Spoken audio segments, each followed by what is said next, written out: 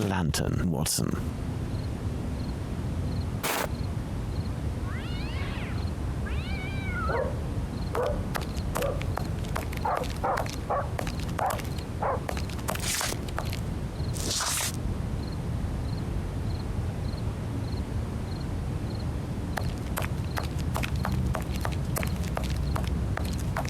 Church Passage. It must be opposite the Imperial Club at 16 to 17 Duke Street. Let's go to the end of this lane, Watson.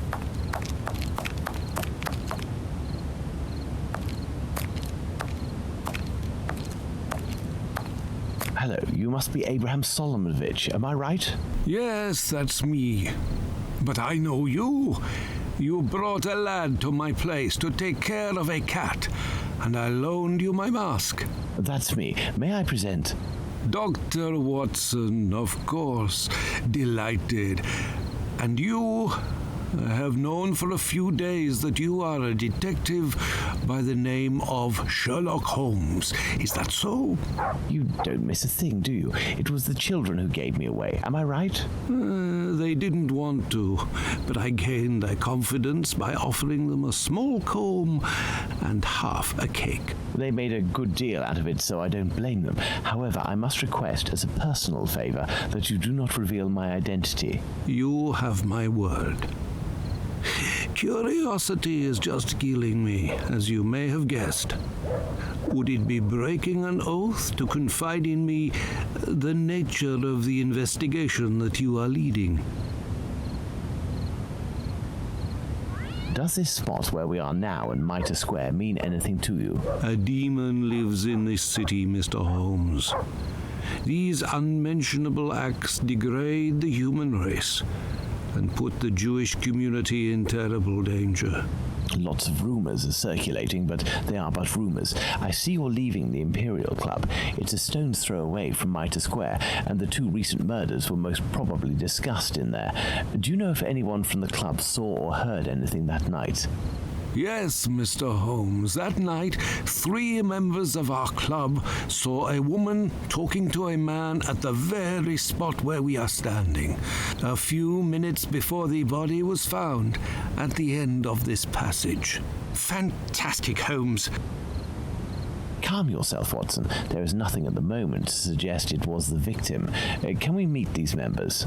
I am afraid that won't be possible. As soon as the police heard the evidence of these men, they were sworn to silence. I understand. But you are working for the good, and I must tell you what I know. One of the 3 men, my friend Joseph, left that night with 2 other members of the Imperial Club, Harry and another Joseph. It was around 1:35 a.m., perhaps a bit earlier. When Joseph, not my friend, but the other, the Aldgate butcher, exited, he saw a man and a woman in discussion at this very spot where we are. These men must have been about 16 feet away from the couple. That's about right. So Joseph, the butcher, said to the other 2, while pointing at the couple, "Look, I don't like going home alone when I see this kind of people here." My friend Joseph looked at them without noticing anything strange and didn't understand what he meant. They had the look of 2 rather unkempt people, but no more than that.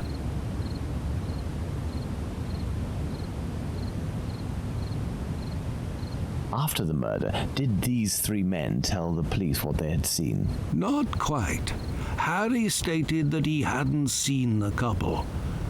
As for Joseph, the butcher, even though he was the one who commented on them and pointed them out, said that he couldn't remember anything except that the man was about 3 inches taller than the woman, who was 5 feet tall, no more. My friend Joseph, on the other hand, did his best to cooperate with the police. And what did your friend Joseph say? What did this man and woman look like? The man must have been 30 years old, about 5 foot 7 inches, light complexion, and a fair moustache. He wore a loose, dark jacket, a grey cap, and a red scarf around his neck. But he said that he only saw him for a brief instant, and it would be impossible to recognize him. And the woman? He only saw her from behind. She had her hand on the man's stomach and seemed to be pushing him. He said that he remembered that she was small, was wearing a black jacket and a black bonnet. After his testimony, the police took him to see the clothing of the deceased, and Joseph said that they looked identical to those of the woman he had seen. Like I already said, he only glanced at the two, as he was headed with the others in the direction of Aldgate. One final question. The Imperial Club is a Jewish club, isn't that correct? Indeed. Thank you for your help, Mr. Solomonovich. Bah, it was nothing. We must at all cost prevent this demon from striking again, and the police seem to have some difficulty in doing that. I wish you the best of luck, Mr. Holmes.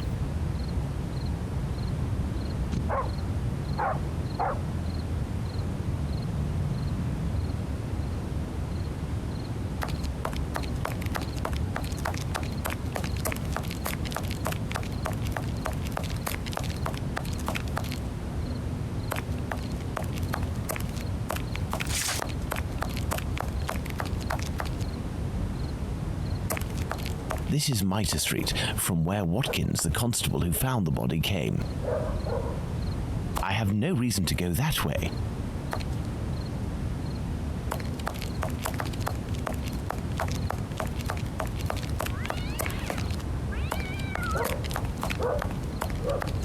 This dark and narrow passage leads to St. James's Place. Well, let's find the spot where Edow's body was discovered. I have no reason to go that way.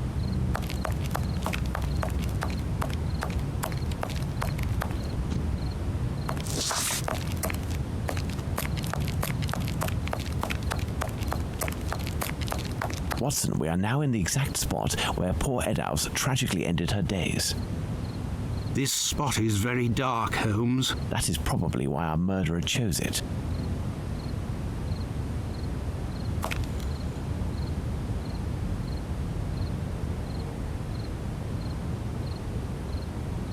The head is turned towards the left. The murderer must have been on the right side of his victim. Let's look at her from the front.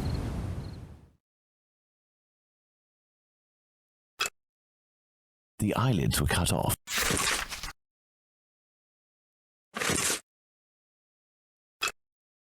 The nose was cut. The cheeks were slashed to make them thinner. There is but one wound, Watson. It goes from the left side and descends in a slight oblique towards the right side.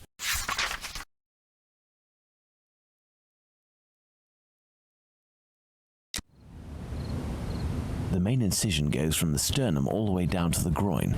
The murderer opened this abdomen as if it were an animal carcass. A kidney was removed. The uterus was removed.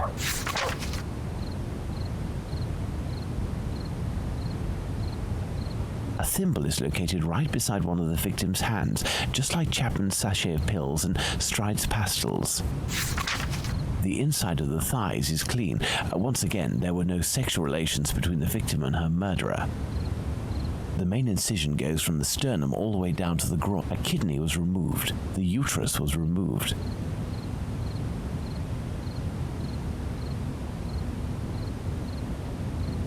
The inside of the thighs is...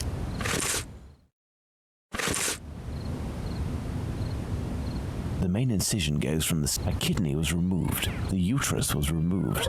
The main incision goes from the sternum all the way... A kidney was removed. The uterus was removed.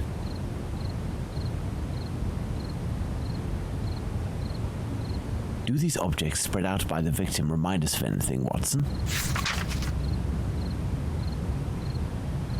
Part of this apron is missing. We will follow up on that shortly.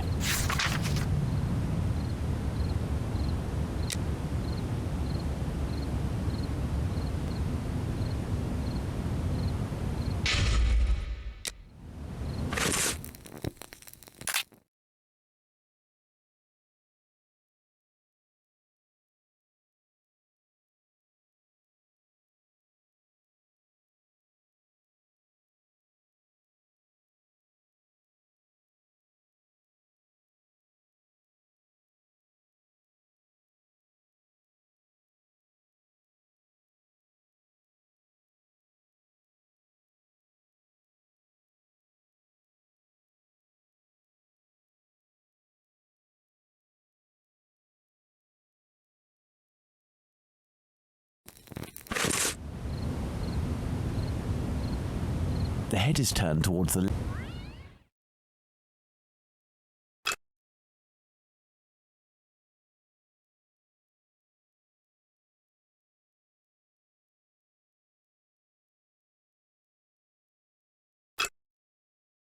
The nose was cut.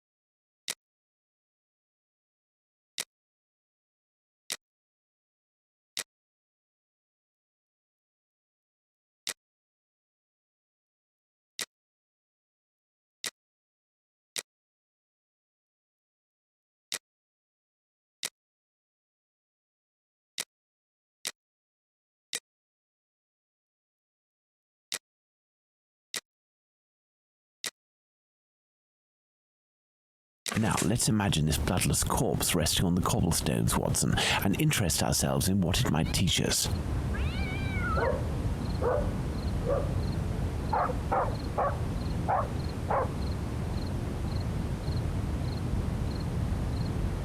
Goodness, Holmes, it was a slaughter.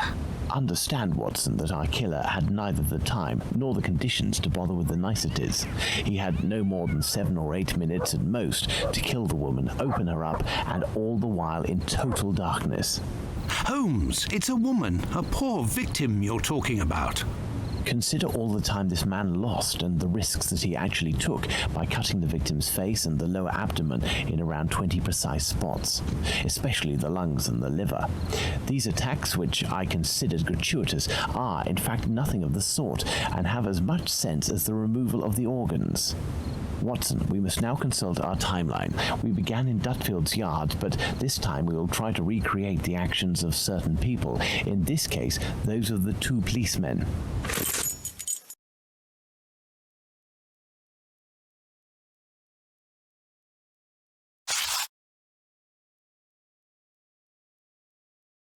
At 1:30 a.m., P.C. Watkins didn't see the corpse while on his rounds. If P.C. Watkins did his rounds properly, and there is no reason to doubt this was the case, as he discovered the corpse a quarter of an hour later, the murder hadn't yet taken place, and there was no one in Mitre Square, unless they were hidden among the shadows. Enter Mitre Square via Mitre Street, Watson, and stop and try to see me with the lantern. I will be where poor Edow's corpse was.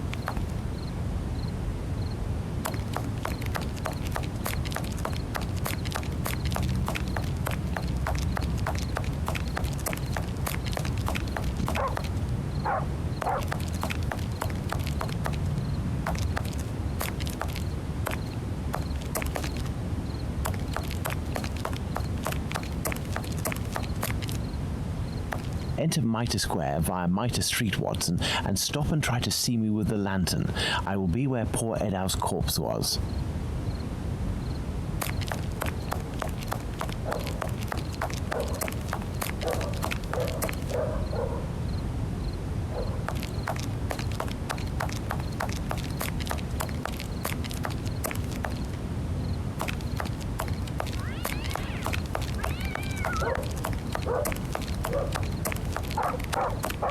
I have no reason to go that way.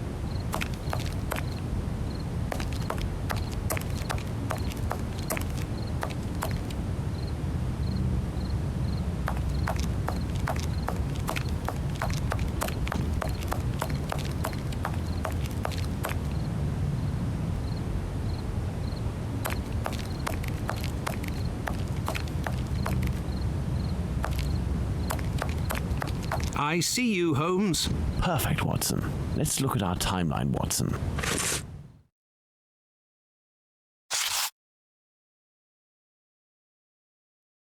Very good, Watson. Thus we can categorically state that the murder had not yet occurred at 1:30.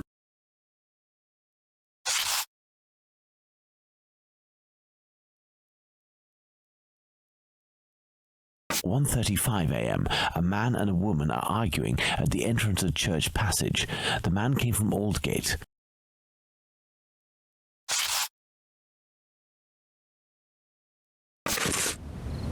1:42 a.m. PC Harvey arrives in Mitre Square. It should be noted, Watson, that the constable didn't enter Mitre Square. He could not have seen the corpse lying on the ground. But would he have been able to see a man sitting or standing? Go to the Church Passage entrance, then come back and try to see me while holding your lantern. I will stay at the spot where the victim was discovered.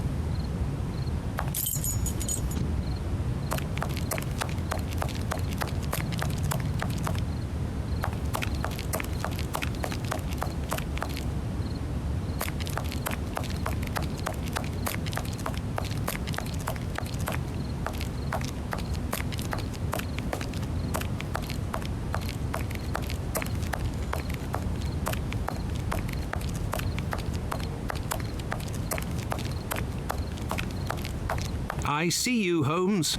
You had to proceed into the square in order to see me, something Harvey didn't do. It is possible that the killer was still there. 1:42 a.m. PC Harvey arrives at Mitre Square, but does not go in. The murderer may well have still been there. 1:44 a.m. The body is discovered. Let's put the murder of poor Eddowes on the timeline, Watson.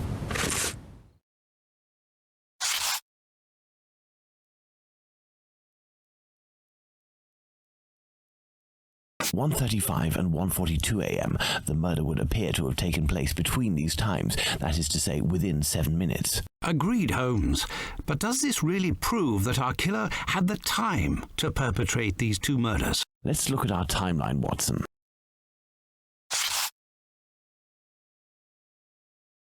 There, Watson. We are now certain that the murderer really had the time to commit these two murders. Incredible. This spot is making me nauseous. Can we not head back, Holmes? We certainly can't, Watson. We have one final point to address. Do you remember the piece of white apron that was missing just now? It was found just a few steps away from here, at the entrance of a building. That's where we must go.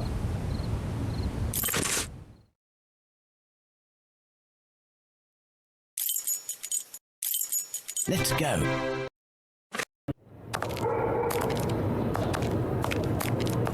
There's the spot, Watson. By night, Goulston Street is deathly silent, which will permit us to carry out a fair few experiments. Let's find the entrance where the piece of the victim's apron and the mysterious chalk message were found.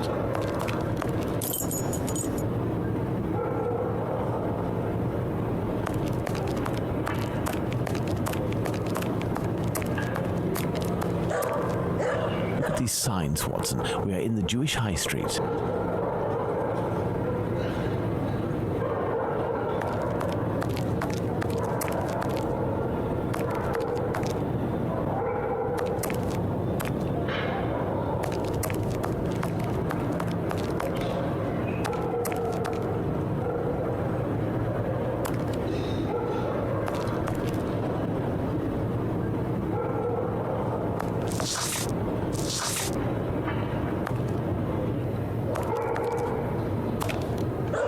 There's the spot where the apron and the message were found by PC Long. Now, let's recreate the scene. Remember, Watson, it was raining that night. Find me something with which to mimic raindrops hitting this wall while I write something with my chalk. The Jews are not the men that will be blamed for nothing. But what does it mean? Have you found something for us to pour water from, Watson? Find a container and some water. Let me remind you that it's night time and the street is deserted, Holmes.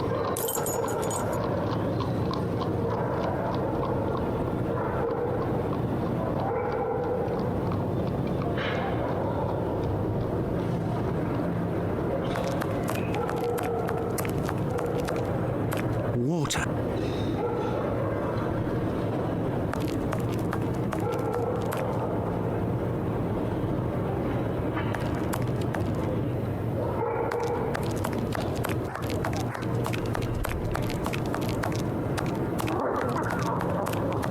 That may come in handy, who knows?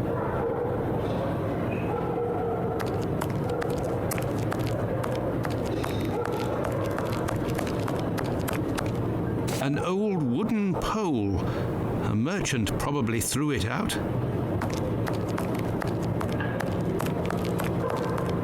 That may come in handy, who knows?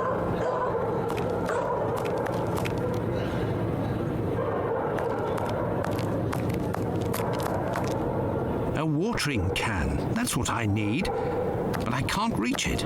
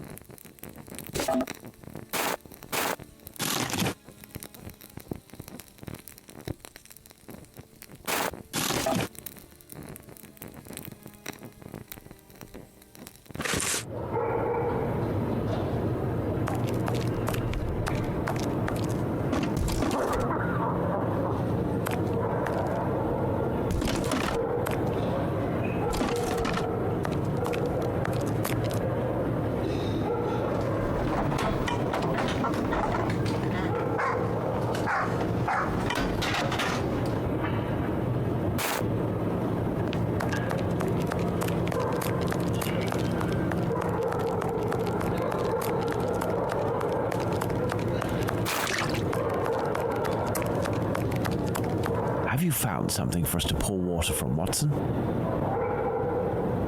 Yes, I have, Holmes.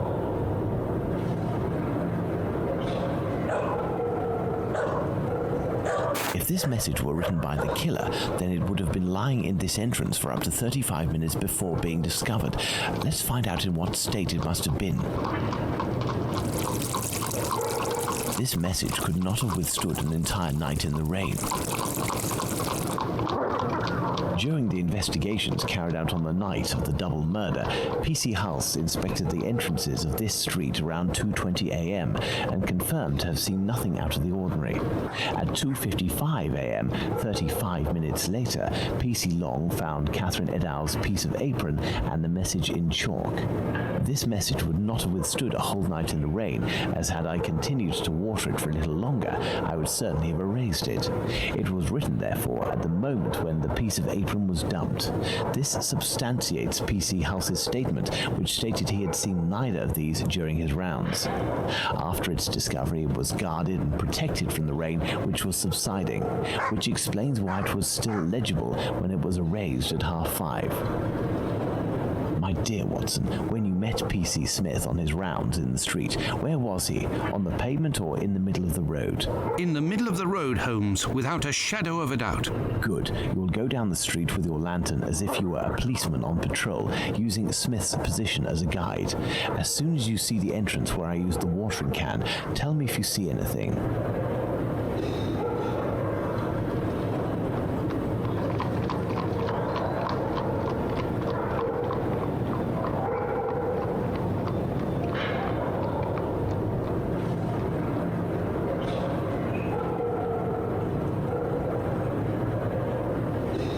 I have no reason to go that way.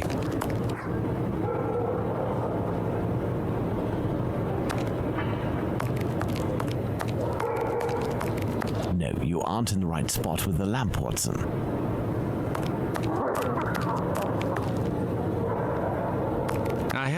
reason to go that way. There, Holmes. From here, I can see something written. Can you read it? No. Do you see the white rag, Watson? I see something on the ground, but I'm not sure if it's what you were talking about. P.C. Long, who found the piece of apron, was examining the interior of the entrances, and yet nobody would have predicted that this piece of material would be discovered on the very night of the murder by a policeman on patrol. What are you trying to get at, Holmes? Let's look at this message on the wall, Watson. The Jews are not the men that will be blamed for nothing. In other words, the Jews were possibly blamed for nothing, but that will no longer be the case. Reading this message naturally begs one question. What would that be, Watson? Why? Indeed, Watson, why? For what reason would one have the right to blame the Jews in the future? Remember, Lestrade was killed near a club for socialist Jews, Edaus not far from a synagogue and the Imperial Club, and finally, this piece of apron dropped here. This building is occupied by Jewish families. The killer really did go out of his way to incriminate the Jews living in the area. It's a bit obvious, Holmes. Yes, but with the rumors, Watson, the author of this message would have received a response to his strategy. You are right, Holmes. So perhaps it's a good thing this message was erased. Whoever took the decision to do this is a man of great wisdom and courage. Let's return to Baker Street, Watson. I have some pipes to smoke to help me think more clearly. Let's go back to Baker Street. Home, sweet home.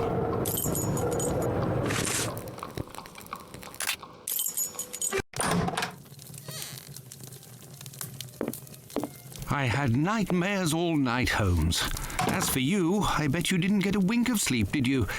It's this chalk message business, isn't it?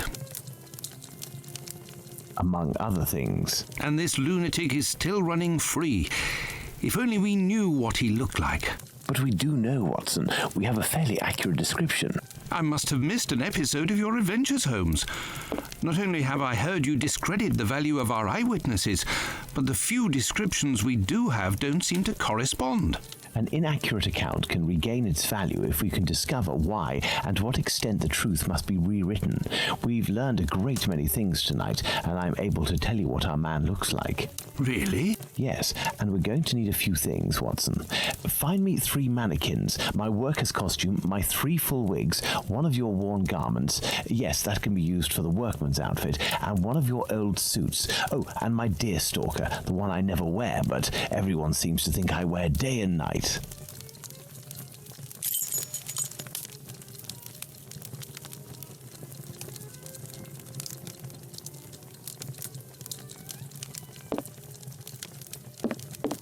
I have no reason to go that way.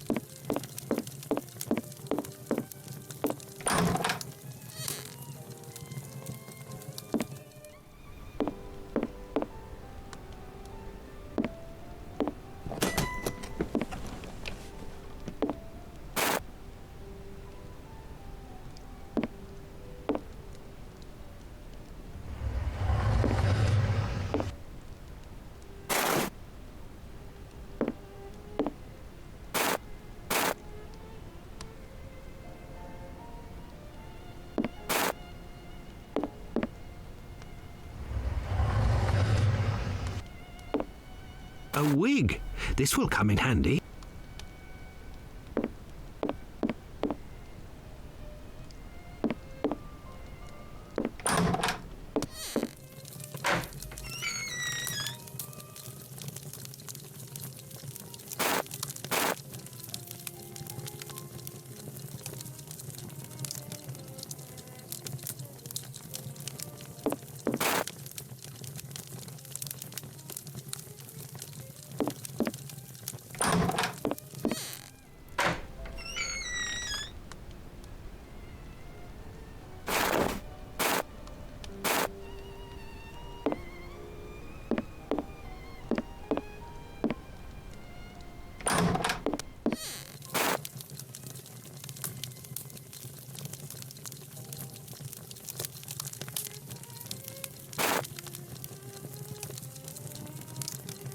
I have no reason to go that way.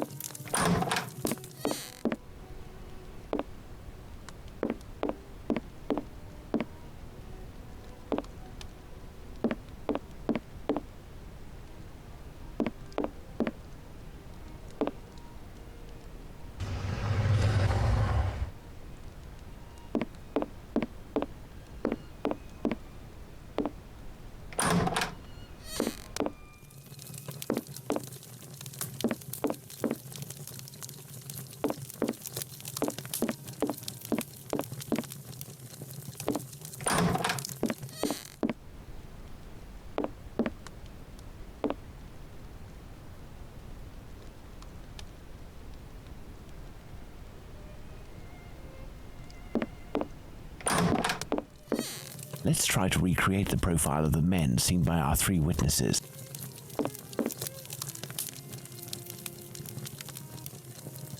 So, as for one of the murders, we have no witnesses whatsoever. As for the three other, we have at least one person who claims to have seen the victims talking to a man a few minutes before their death. Do you remember whom these would be, Watson?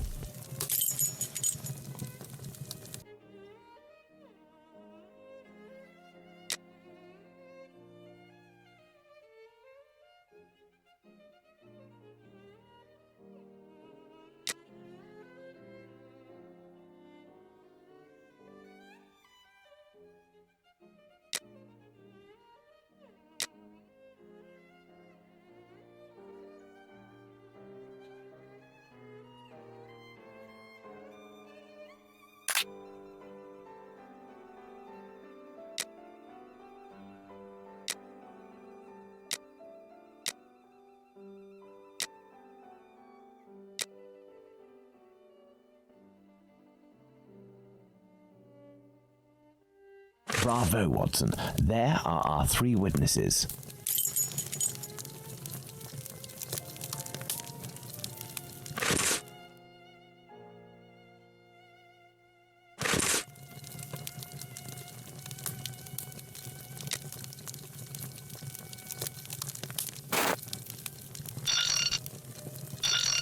There is an error, Watson. Let's reread Abraham's testimony.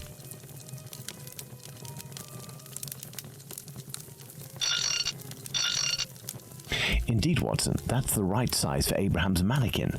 The account given by Mr. Solomonovich's friend is incorrect in at least one point. The first Joseph said that the man was at least 5 foot 7 inches tall.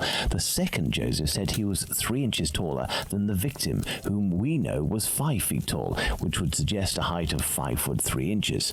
Don't forget that it was this second Joseph who attracted his friend's attention towards the couple on the other side of the road. We can assume he got a very good look at them.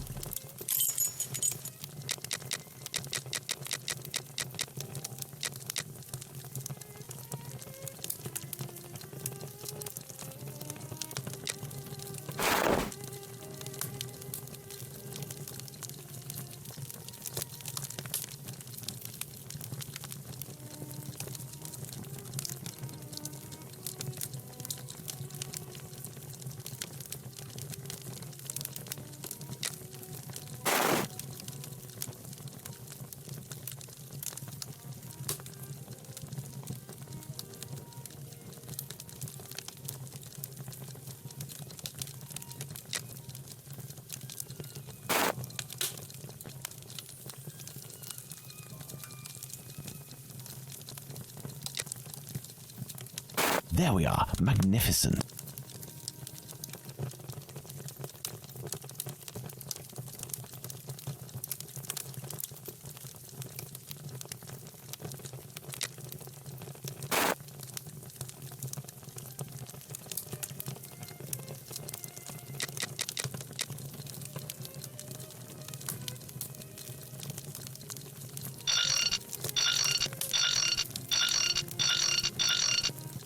As for young P.C. Smith's account, he must have been mistaken about this person's real height. It is only an inch or two after all, and we can attribute the same height as the other two.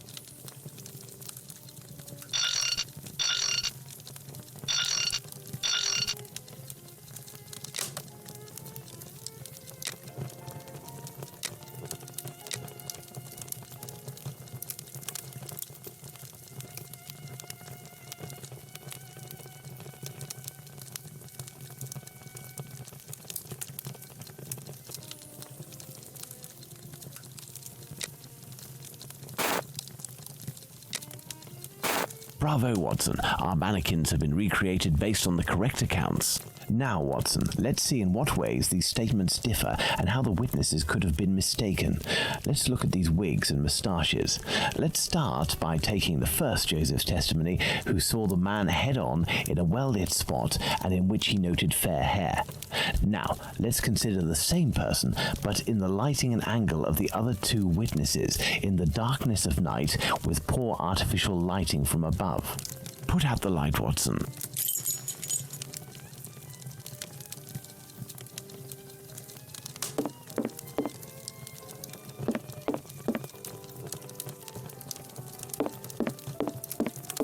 Thus, poor lighting and a backlit subject can affect our perception of shades and colours. The wigs from Abraham's mannequin took on the same colour as the other two. The three testimonies, therefore, don't contradict one another, and we can apply the same facial hair to all three mannequins. Turn on the light, Watson.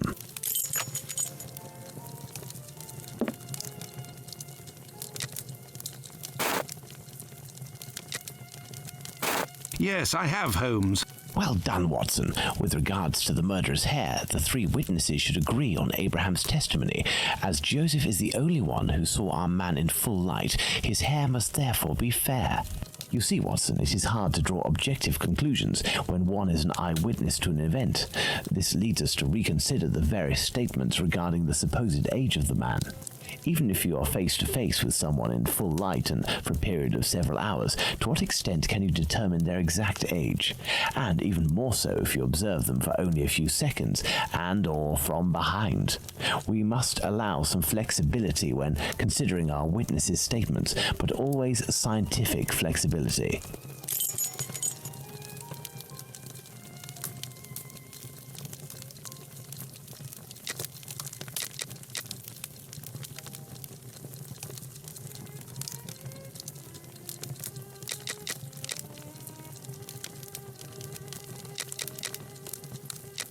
Perfect, Watson.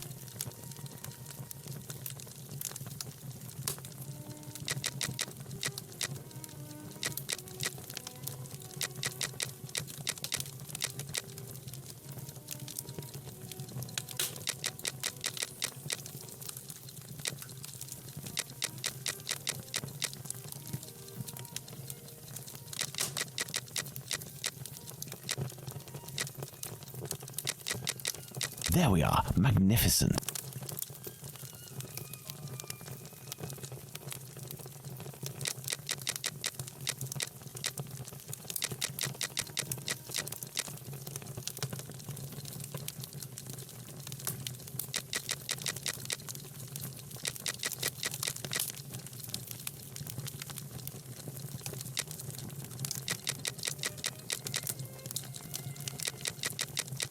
There we are. Magnificent.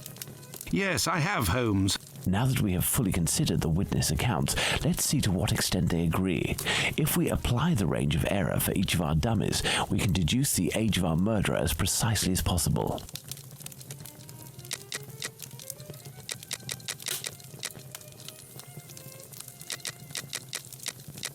Perfect, Watson. Within a margin of 1 year, Watson, the age of our murderer is 33 years.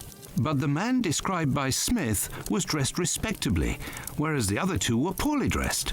Indeed, but Whitechapel's respectively could quite easily describe the Sunday bests that all lower-class men own. Now, let's place ourselves in the shoes of Liz Stride's killer. He has just slain his victim and sees Louis Diemschutz discover her body.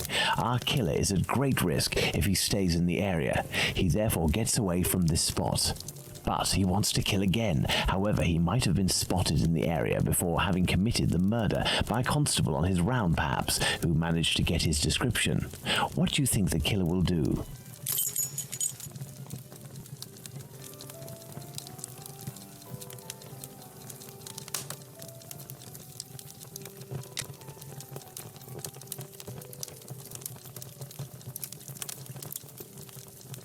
Go back home or to a safe location, change his clothes and leave again in search of another victim. It's the only possible explanation, Watson.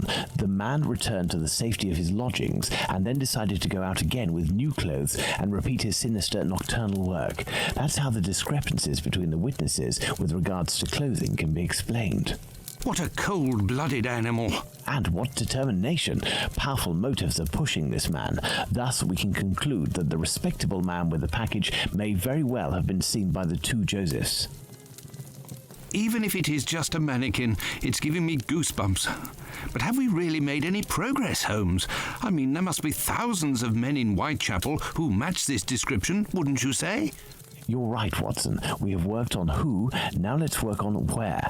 We need a map of Whitechapel, and please also find me a pencil, 2 compasses, one of which can draw ellipses.